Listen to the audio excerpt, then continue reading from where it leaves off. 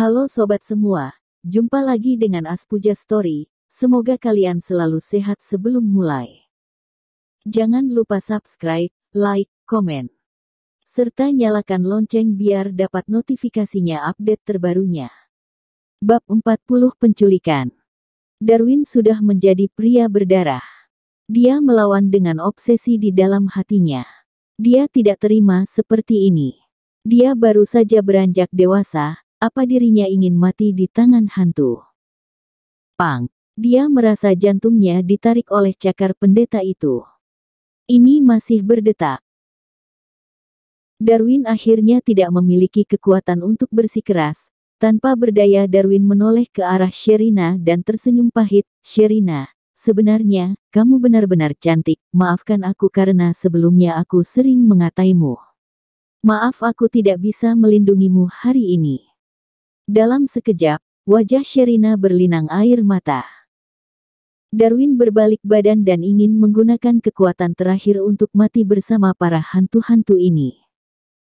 Saat ini, Jarko terbang ke arahnya, memegang gela berbentuk piala di tangannya. Dengan wajah tersenyum dia berkata, "Nak, ini akhir dari pertarungan denganku. Kamu hanyalah seekor semut malang di depanku.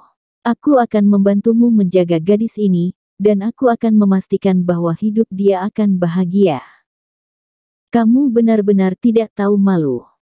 Darwin berteriak. Jarko mengerutkan kening, tangan kanannya berubah menjadi sebuah pisau dan tiba-tiba menusuk ke arah kepalanya. Darwin memelototi Jarko dengan marah. Darwin benar-benar marah. Bahkan jika Darwin harus mati, dia juga ingin melihat musuhnya mati.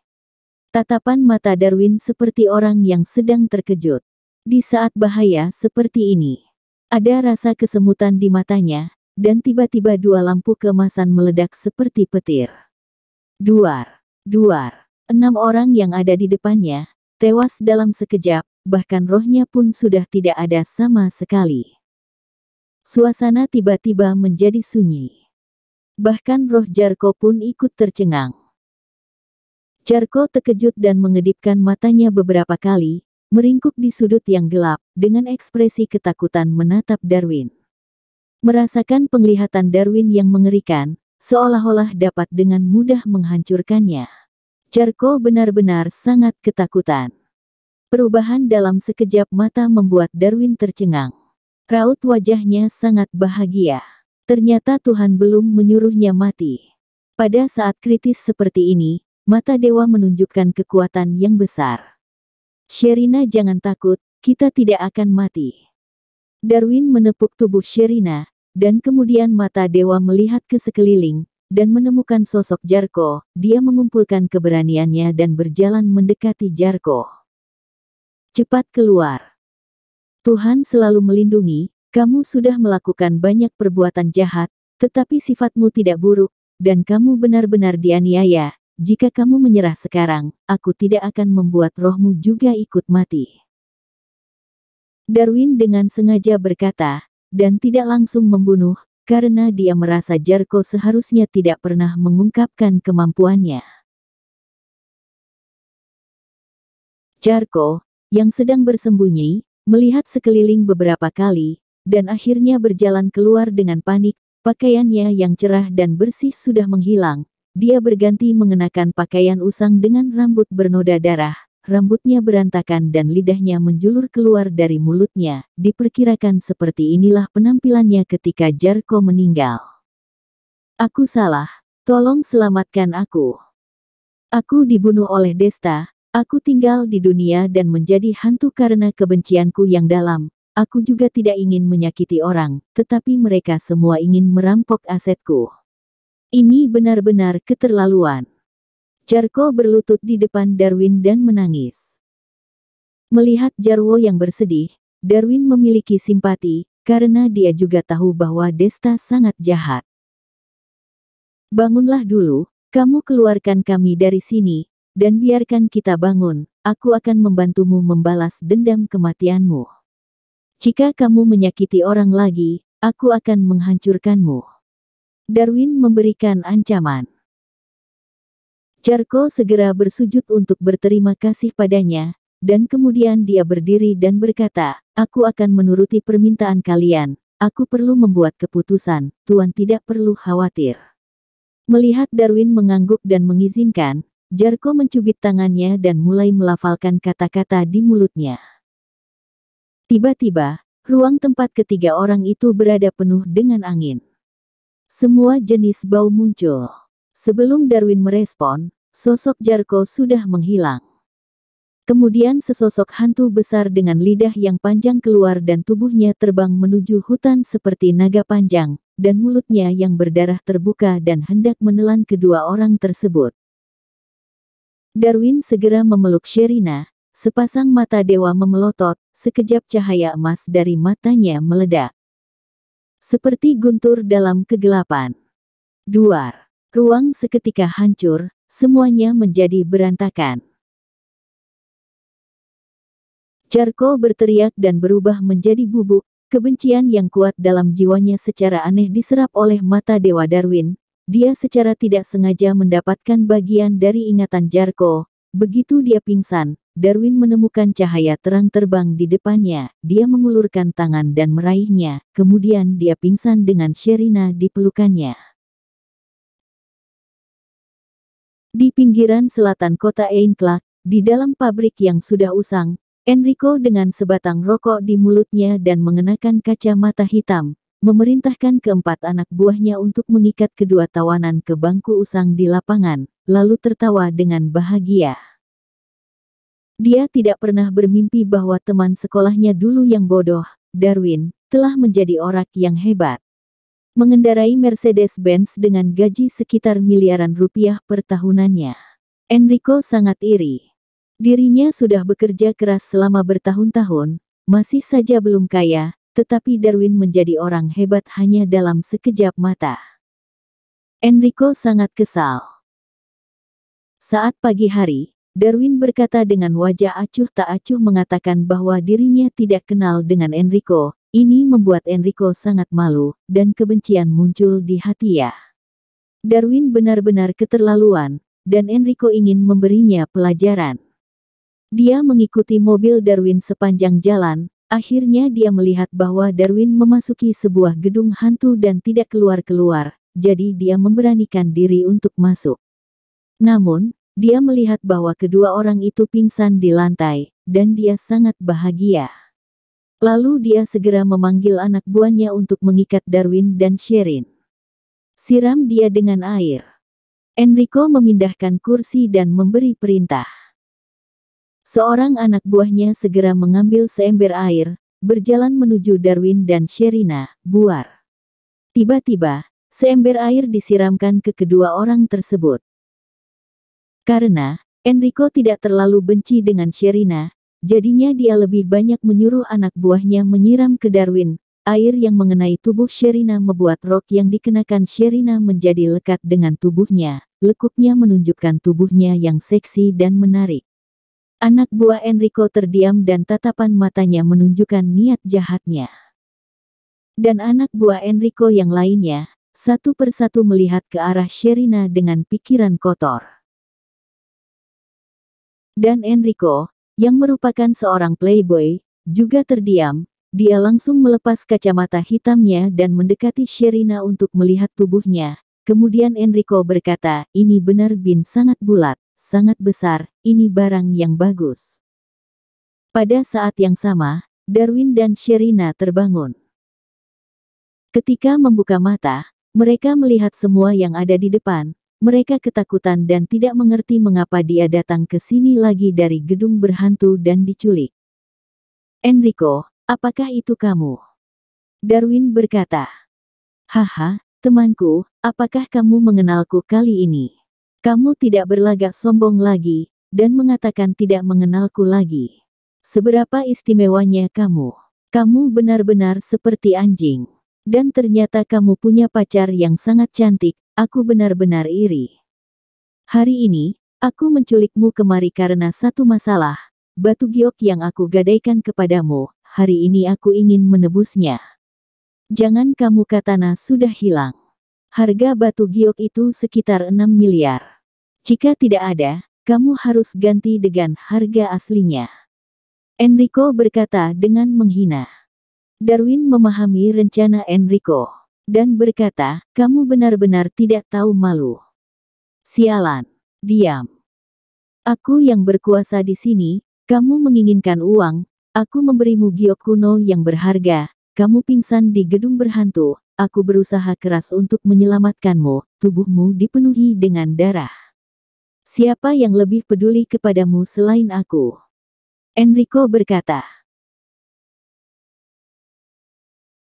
Teman sekelas selama 4 tahun, setelah lulus, saat kamu frustasi, aku meminjamkanmu uang untuk memulai bisnis. Saat kamu sedang patah hati, kamu menelponku, aku pergi ke seluruh kota di tengah malam untuk membeli bunga untuk membantumu mengirimkan hadiah ke pacarmu. Bahkan saat orang tuamu sakit, aku pergi untuk merawat mereka selama berminggu-minggu. Dan apa yang telah kamu lakukan padaku? Apakah kamu masih punya hati nurani? Darwin menatap Enrico dengan acuh tak acuh. Jangan terlalu sensasional. Kamu pantas hidup hanya meminjam uang ke sana kemari, dasar bodoh. Aku memintamu untuk meminjamkan uang. Memintamu mengirimkan bunga. Siapa yang kamu keluhkan? Aku tidak ingin kamu mempunyai teman sekelas seperti ini, persahabatan sudah tidak ada artinya. Kamu harus mengembalikan giok itu kepadaku secepat mungkin, jika tidak, kamu harus memberikan uang kepadaku. Apakah kamu tidak menyesal melakukan ini? Menyesal kenapa? Jika kamu tidak memberi uang kepadaku, kamu akan menyesal. Aku akan meniduri pacaramu, mungkin akan terasa indah bisa tidur dengan gadis secantik ini. Berani sekali kamu berkata seperti ini dan melakukan hal-hal ini. Darwin berkata dan menyipitkan matanya. Kamu, di mataku, kamu tetap menjadi orang bodoh. Kamu pantas memberikan sebagian kebahagiaanmu kepadaku. Jika kamu berhasil, uang yang kamu dapatkan, akan kamu bagikan kepadaku. Jika kamu memiliki seorang gadis, kamu juga harus menyuruhku untuk menidurinya juga. Aku sangat iri, kenapa kamu begitu bodoh dan bisa menjadi sukses, dan sedangkan aku yang begitu cerdas, tetap hidup dengan kemiskinan. Enrico berkata dengan acuh tak acuh, tertawa bangga, dan kemudian mengulurkan tangan untuk meraih bagian atas Sherina. Tepat saat ini, Darwin tiba-tiba berdiri.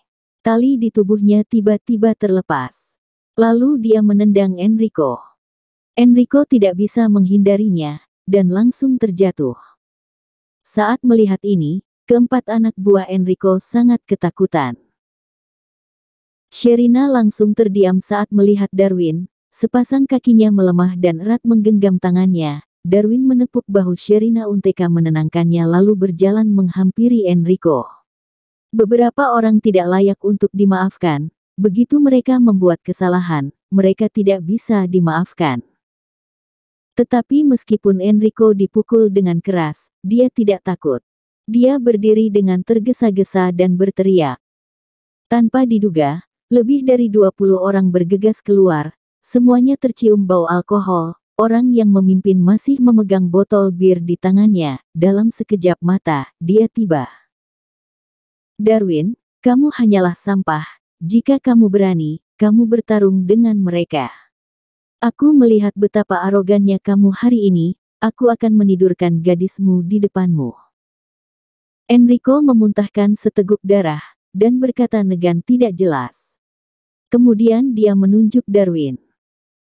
Lalu berjalan menghampiri pemimpin yang sedang memegang botol bir itu. Kak, bantu aku bereskan bocah ini. Aku akan memberimu uang 2 kali lipat.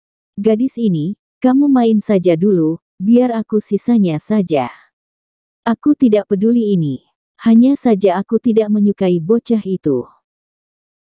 Pria itu meneguk birnya, sambil memegang botol, dia menatap Darwin, yang dikepung oleh kerumunan, dan dengan ekspresi tenang dia berkata, kamu berani mengganggu Enrico. Benar-benar cari mati. Kamu hanya membuang-buang waktu dan tenaga aku. Begitu dia mengatakan ini, Enrico mencibir Darwin dengan tatapan garang. Dia berkata, bocah, kamu sudah membuat kakakku tidak senang hari ini, cepat bersujud dan pulanglah ke rumah. Tapi berikan aku uang 6 miliar dulu, aku tidak menginginkan giok itu, dan aku bisa memperlakukan gadismu dengan lebih baik. Setelah selesai berbicara, Enrico mengambil tongkat besi dan berkata sambil tersenyum, "Kak, cepat hajar dia, buat hidup bocah ini menjadi menderita." Oke. Pria itu hanya mengucapkan sepatah kata, dan tiba-tiba mengayunkan botolnya. Darwin melihat bahwa pria itu menyerangnya. Tiba-tiba dia berdiri di depan Sherina, dan kemudian tangannya melambai. Duar. Botolnya pecah. Lalu ada teriakan. Namun, Darwin yang memukul botol itu, ekspresinya menjadi kaku. Sherina tercengang. Orang lainnya bahkan lebih tercengang. Karena pria itu melemparkan botol ke arah Enrico. Dan menendang kakinya ke arah perut Enrico dengan keras. Enrico berteriak kesakitan. "Kamu benar-benar merasa nyaman dengan dirimu sendiri. Maksudku kamu berani sekali bermasalah dengan Kak Darwin. Dia adalah saudara dari tuan ketiga. Dia adalah orang-orang kamu. Benar-benar cari mati, kamu hanya membuang-buang energi dan waktu saja. Kamu masih berani bermain dengan wanitanya, apakah kamu tahu siapa dia? Dia adalah ketua dari grup Sinstar. Jika kamu ingin mati, mati saja sendiri. Jangan bawa-bawa aku." Pria itu berkata dengan marah. Semua anak buah pria itu langsung terdiam. Tidak menyangka bahwa bocah yang bernama Darwin ini memiliki latar belakang yang keras. Setelah berkata dengan marah, pria itu dengan cepat mengangguk untuk berlari, membungkuk ke Darwin, lalu berkata, "Kak Darwin, maaf atas kesalahpahaman ini. Bocah ini memberitahuku bahwa dia ingin membalas dengan seseorang. Dia memintaku untuk datang ke kota, tanpa diduga, orang yang ingin dia balas dendam adalah Kak Darwin. Ini sama sekali tidak ada hubungannya denganku, jadi jangan salahkan aku, cepat lepaskan tali di tubuh Nona Sherina dulu." Beberapa orang langsung melepaskan tali yang terikat di tubuh Sherian. Setelah mengetahui identitas Sherina, tidak ada yang berani menatapnya dengan ekspresi mesum. Sherina memiliki latar belakang yang mengerikan. Meskipun para anak buah ini mempunyai pikiran mesum dengan Sherina, mereka tahu bahwa Sherian adalah wanita yang tidak bisa mereka tiduri.